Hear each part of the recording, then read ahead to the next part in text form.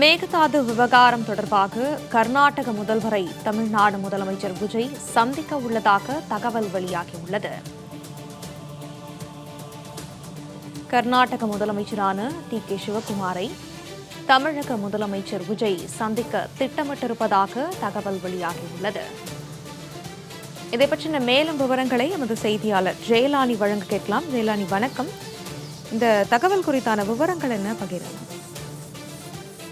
வணக்கம்.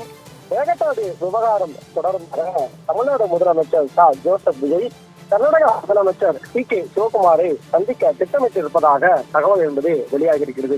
குறிப்பாக கடந்த சில மாதங்களாகவே காவிரியிலிருந்து தமிழகத்திற்கு கிடைக்க வேண்டிய நீர் உரிய முறையில் கிடைக்காத காரணத்தினால் விவசாயிகள் பல்வேறு சிரமங்களை சந்தித்து வருகிறார்கள்.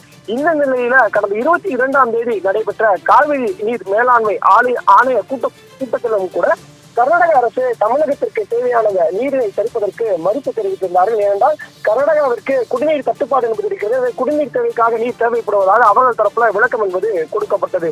இந்த நிலையில உரிய நீர் மேகதாது வழியாக தமிழகத்திற்கு கிடைக்காத காரணத்தினால் மேட்டூர் அணை ஆகியவை வற்றி காணப்படுகிறது. இதனால் விவசாயிகள் பொய்த்து இருக்கிறது. இதனால் விவசாயிகள் ஒரு புறத்துல சிரமம் அடைந்திருக்கக்கூடிய சூழ்நிலையில எதிர்கட்சிகள் தரப்புல இருந்து கர்நாடகாவிலிருந்து தமிழகத்திற்கு கிடைக்க வேண்டிய நீரினை முறையாக பெற்றுத் தருவதற்கு தமிழக அரசு கர்நாடகாவிற்கு உரிய அழுத்தம் கொடுக்க வேண்டும் என்பதாக தொடர்ச்சியாக அறிக்கைகள் வாயிலாக கண்டனங்களை தெரிவித்திருந்தார்கள்.